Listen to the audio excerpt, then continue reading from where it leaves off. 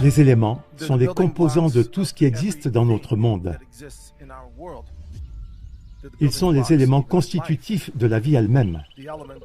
Les éléments forment des molécules, et ces molécules sont animées de vie, de conscience, de signification et de créativité. C'est la vie, un don de Dieu, mais qui s'exprime à travers la matière physique de notre monde, et cette matière physique peut être décomposée en éléments, comme vous pouvez le voir dans le tableau périodique des éléments. Parmi ces éléments, on trouve l'hydrogène, l'hélium, et ensuite des choses comme le carbone, l'azote, l'oxygène, le magnésium, n'est-ce pas? Tous les métaux et les minéraux alimentaires sont des éléments, et sans ces éléments, nous ne pouvons pas survivre. Donc, quand les mondialistes attaquent des éléments, ils attaquent la vie sur la planète Terre.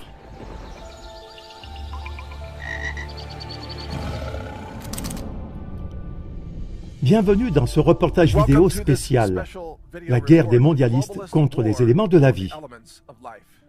Vous avez probablement entendu l'expression « guerre contre le carbone », et on nous a dit que le carbone était mauvais. Le carbone se trouve dans le dioxyde de carbone, et l'EPA a déclaré que le dioxyde de carbone était un polluant. Maintenant, avez-vous également réalisé que nous sommes des formes de vie basées sur le carbone et, en fait, toute la vie que nous connaissons dans le cosmos est une vie basée sur le carbone. Toute la vie sur la planète Terre, les pollinisateurs, les insectes, les microbes, les humains, les primates, les animaux, les dauphins et les baleines, les poissons dans la mer, tout est basé sur le carbone. Une guerre contre le carbone est donc une guerre contre la vie. Et saviez-vous que la plupart des molécules dont vous avez besoin pour vivre, comme la vitamine C, sont à base de carbone? Saviez-vous que toutes les herbes médicinales sont des molécules à base de carbone? Et saviez-vous que les plantes ont besoin de carbone pour survivre et que les plantes alimentaires ont besoin de carbone pour produire de la nourriture? Une guerre contre le carbone est donc une guerre contre la nourriture.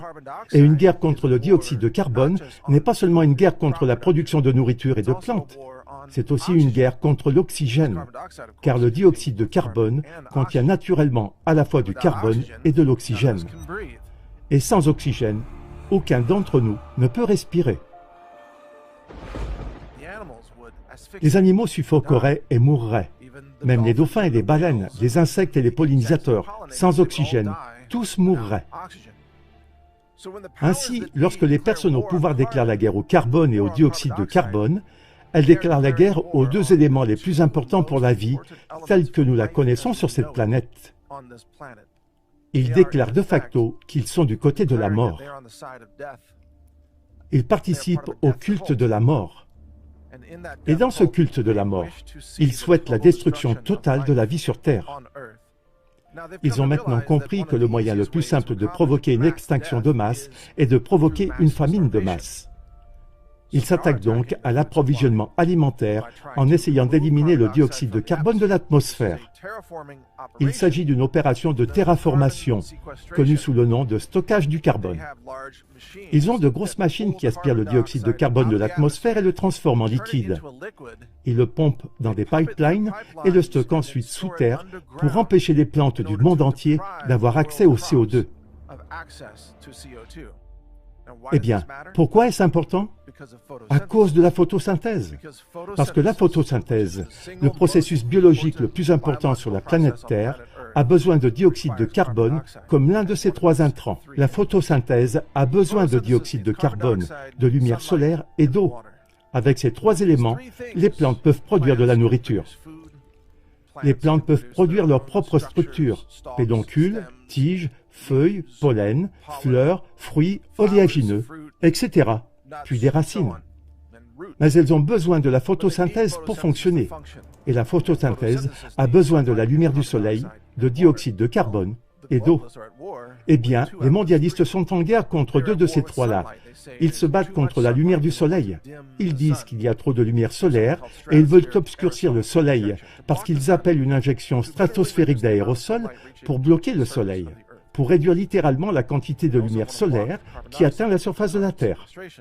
Et ils veulent aussi bloquer le dioxyde de carbone en le stockant comme je viens de le mentionner. Ce faisant, ils provoqueraient un effondrement écologique, une extinction de masse sur la planète Terre, comme cela ne s'est jamais produit auparavant dans l'histoire de la planète.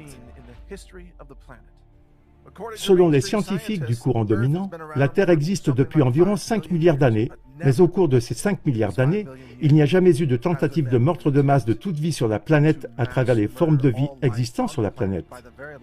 C'est une première et c'est dévastateur. C'est un génocide à l'échelle de la planète qui est mené au nom du changement climatique, au nom du sauvetage de la planète. Mais ce ne sont pas seulement le carbone et l'oxygène qui sont visés par ce culte de la mort du climat. Ils ont maintenant imaginé quelque chose de nouveau qu'ils visent, et c'est l'azote. En s'attaquant à l'azote, ils peuvent s'attaquer à l'approvisionnement en viande de notre planète. Ils peuvent fermer des fermes d'élevage en prétendant que les animaux produisent trop d'azote. Et ils ont déjà dit que les animaux d'élevage produisaient trop de méthane. Mais ils n'ont pas vraiment trouvé le moyen de capturer les paies et les rots des vaches sans avoir l'air vraiment stupide. Les vaches devraient-elles porter des masques et des couches absorbant le méthane? Et les agriculteurs devraient-ils changer les couches des vaches tous les jours? Je ne pense pas que cela fonctionnera. Les personnes au pouvoir ont donc décidé qu'elles pouvaient cibler l'azote dans l'urine. Oui, c'est vrai, l'urine. Ils ont dit que l'urine animale représentait en quelque sorte une menace pour l'environnement, alors que l'azote est précisément le nutriment dont les plantes ont besoin pour accélérer leur croissance et dont les cultures alimentaires ont besoin pour produire plus de nourriture. L'azote est un engrais et l'urine animale est également une forme d'engrais. L'urine humaine aussi, d'ailleurs. Comme vous pouvez le constater, l'azote est librement disponible dans l'atmosphère. Environ 78 à 79% de l'atmosphère est composée d'azote, principalement sous la forme de N2. Or, cet azote ne peut pas être utilisé sous cette forme par les plantes. Il doit être transformé en une forme qui peut être plus facilement absorbée par les racines des plantes. Il doit être rendu essentiellement biodisponible. Eh bien, il y a plus d'un siècle, un scientifique allemand du nom de Haber, H-A-B-E-R, a mis au point une méthode qui permet de combiner l'azote avec l'hydrogène, moyennant une forte pression et une haute température, afin de produire du NH3, également connu sous le nom d'ammoniac.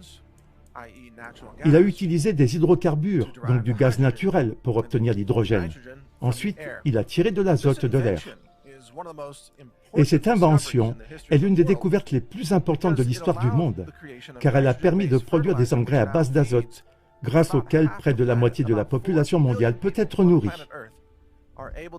Environ 4 milliards de personnes sur la planète Terre peuvent donc se nourrir aujourd'hui grâce à cette invention de Haber. Cela est dû au fait qu'elle rend l'azote biodisponible pour les plantes sous forme d'ammoniac.